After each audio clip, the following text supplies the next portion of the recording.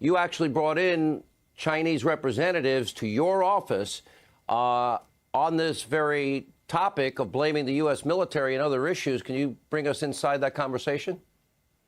Well, Sean, thanks for having me on tonight.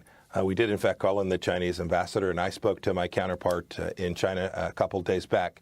This disinformation campaign, which began when we began to call out this risk that was created not only for the Chinese people, but now we can see people all across the world where the Chinese government knew about this risk, had identified it. They were the first to know, and they wasted valuable days at the front end, allowing hundreds of thousands of people to leave Wuhan to go to places like Italy that's now suffering so badly.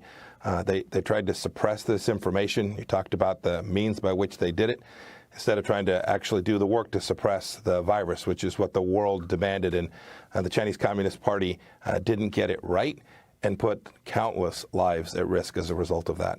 Mr. Secretary, do you believe now that the information, which could be valuable to the rest of the world, we can get information that would be helpful at this point, do you believe that information is accurate that they're sending over now? Well, this is one of the most important questions, Sean. We have had an incredibly difficult time getting professional medical people in. You'll recall early on we offered to have America's finest experts travel there to assist them, to assist the World Health Organization.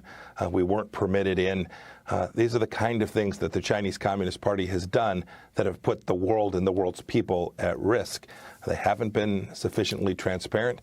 And the risk, Sean, that you find if we don't get this right, if we don't get to the bottom of this, is this could be something that's repeatable. Maybe not in this form, maybe not in this way, but transparency matters. It's why when we see them forcing journalists out, when we see people who have been talking about this, Chinese citizens who have been talking about this, no longer having access to the internet, no longer being able to speak openly and freely, there's risk, there's questions, and it's important. As America's most senior diplomat, we have an obligation to try and help make sure that we get this information from the Chinese Communist Party so we can help our medical professionals here in the United States get this right and save lives for Americans and for people all across the world.